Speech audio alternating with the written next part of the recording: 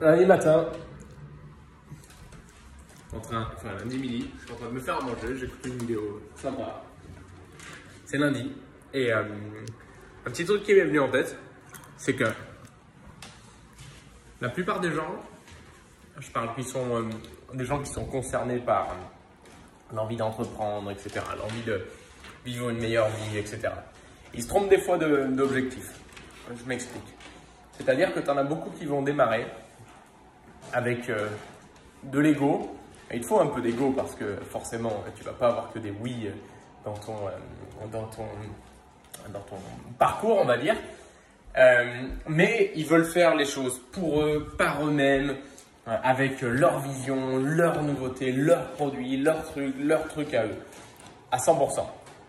Et la réalité, c'est que tu as sur 3 années, sur les 3 premières années de création, 90% des sociétés qui ferment, que ce soit en France ou que ce soit n'importe où ailleurs, c'est 90%, c'est à peu près les chiffres, ok?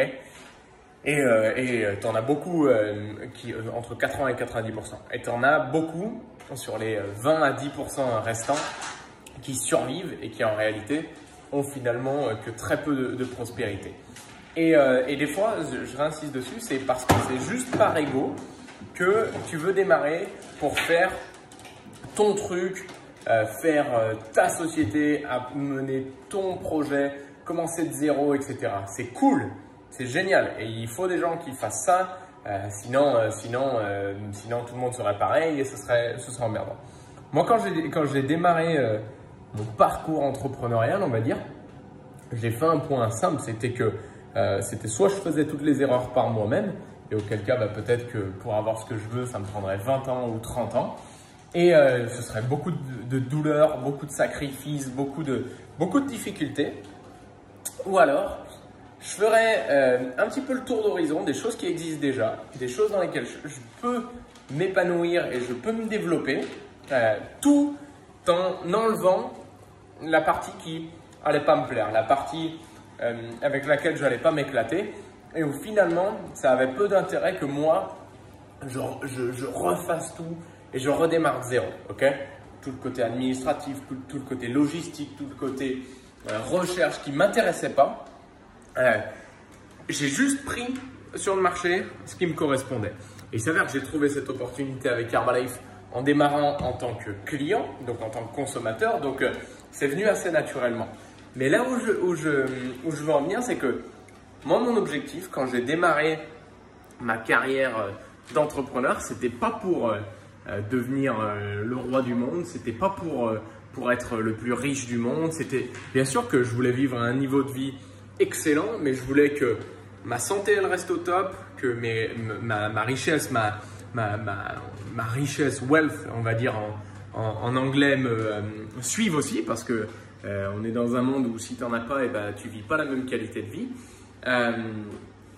Que mon côté familial, mon côté amour, mon côté sentimental, on va dire, il soit prospère aussi.